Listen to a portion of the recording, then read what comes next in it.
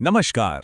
आज हम बात करेंगे एक ऐसे इंडिकेटर की जो हमारी इकोनॉमी की सेहत बताता है। जी हाँ, हम समझने वाले हैं होलसेल प्राइस इंडेक्स यानी डब्ल्यूपीआई को। महंगाई, ये शब्द हम रोज सुनते हैं, है ना?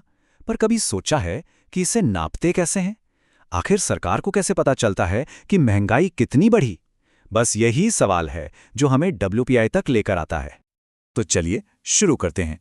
सबसे पहले ये समझते हैं कि आखिर ये होलसेल प्राइस इंडेक्स होता क्या है और इसे ट्रैक कौन करता है। तो डब्ल्यूपीआई मतलब होलसेल प्राइस इंडेक्स, इसका काम क्या है? आप इसे एक तरह का अर्ली वार्निंग सिस्टम समझिए महंगाई का। ये उन कीमतों पर नजर रखता है जिन पर बड़े बड़े व्यापारी और फैक्ट्री वाले आपस में सामान खरीदते बेचते हैं। मतलब वो सामान जो अभी तक हम तक यानी दुकानों तक पहुंचा ही नहीं है। तो ये महंगाई को एकदम शुरुआत में ही पकड़ लेता है। और पता है, यही इसकी सबसे खास बात है। इसे कहते हैं लीडिंग इंडिकेटर। इसका मतलब सीधा सा है, जो हलचल आज होलसेल मार्केट में हो रही है ना, वो इस बात का पक्का इशारा है कि आने वाले कुछ हफ्तों या महीनों में हमारी जेब पर क्या असर पड़ने वाला है। अच्छा, तो ये डेटा आता कहाँ से है? देखिए, भारत में हर महीने इससे ministry of commerce and industry का ऑफिस ऑफ इकोनॉमिक एडवाइजर जारी करता है। तो मतलब ये एक ऑफिशियल भरोसेमंद आंकड़ा है जिसके आधार पर पॉलिसीज बनती हैं।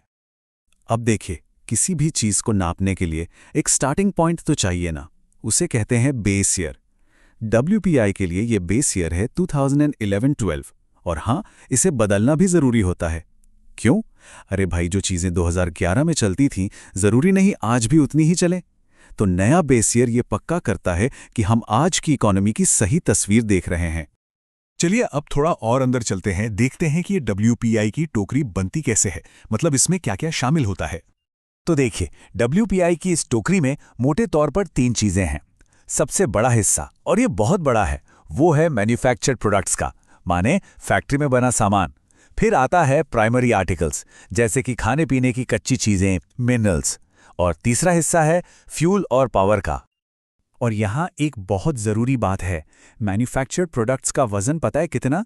64% से भी ज़्यादा। ये साफ साफ बताता है कि डब्ल्यूपीआई के लिए हमारा इंडस्ट्रियल सेक्टर कितना ज़रूरी है। मतलब फैक्ट्री में अगर कोई चीज़ महंगी हुई तो डब्ल्यूपीआई पर इसका असर सबसे पहले और सबसे ज़्यादा दिखेगा। अब डब्ल्यूपीआई को और अच्छे से समझने के लिए ना, हमें इसके साथी इंडेक्स सीपीआई यानी कंज्यूमर प्राइस इंडेक्स से इसकी तुलना करनी पड़ेगी। ये दोनों समझ लीजिए महंगाई के सिक्के के दो अलग अलग पहलू हैं। तो इन दोनों में सबसे बड़ा फर्क क्या है? बहुत सिंपल है। डब्ल्यूपीआई है फैक्ट्री के गेट पर कीमत और सीपीआई है दुकान के काउंटर पर कीमत। सीपीआई वो महंगाई है जिसका असर सीधा हमारी जेब पर पड़ता है। और यही कारण है कि अब आरबीआई जब भी इंटरेस्ट रेट्स की बात करता है तो वो डब्ल्यूपीआई को नहीं बल्कि सीपीआई को देखता है। तो अब हम ये तो समझ गए कि डब्ल्यूपीआई क्या है और सीपीआई से अलग कैसे है। तो अब सवाल ये उठता है कि इसके फायदे क्या हैं और इसकी कमियां क्या हैं। चलिए दोनों को देखते हैं। तो डब्ल्यूपीआई काम का क्यों है? पहली बात, ये कंपनियों के लिए एक सिग्नल है। उन्हें पता चलता है कि उनका रॉ मटेरियल महंगा हो रहा है या सस्ता।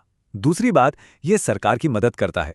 इसी के आधार पर सरकार ट्रेड, टैक्स और सब्सिडी से जुड़ी पॉलिसी बनाती है। तो हाँ, ये बहुत काम का है। लेकिन हाँ, इसकी कुछ बड़ी कमियां भी हैं।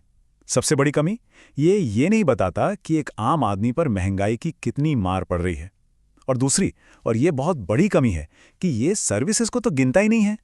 सोचिए, स्कूल की फीस, हॉस्पिटल का बिल, ट्रांसपोर्ट का खर्चा, ये सब डब्ल्यूपीआई में शामिल ही नहीं है, जबकि ये हमारे खर्चों का एक बहुत बड़ा हिस्सा है।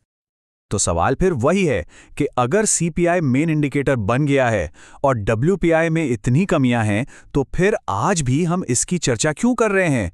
इसकी अहमियत आखिर है क्या? जवाब बिल्कुल सीधा है। जैसा हमने पहले कहा, डब्ल्यूपीआई आज भी एक अर्ली वार्निंग सिस्टम है। ये हमें बताता है कि प्रोडक्शन और सप्लाई चेन में महंगाई का प्रेशर कहाँ से आ रहा है। ये हमारी इकोनॉमी के इंडस्ट्रियल हेल्थ का एक बेहतरीन बैरोमीटर है। इसको ऐसे समझिए, होलसेल लेवल पर जो भी कीमत बदलती है उसका सीधा असर कंपनियों की प्रोडक्शन कॉस्ट पर पड़ता है। और आज नहीं तो कल वो असर घूम फिर के रिटेल मार्केट यानी हम तक पहुंच ही जाता है। और यहीं पर मैं आपको एक सवाल के साथ छोड़कर जा रहा हूं। सोचिए, जब होलसेल में किसी चीज का दाम बढ़ता है तो पास वाली दुकान पर उसका दाम बढ़ने में कितना टाइम लगता है? कुछ दिन, कुछ हफ्ते या महीने? इस पर सोचिएगा जरूर।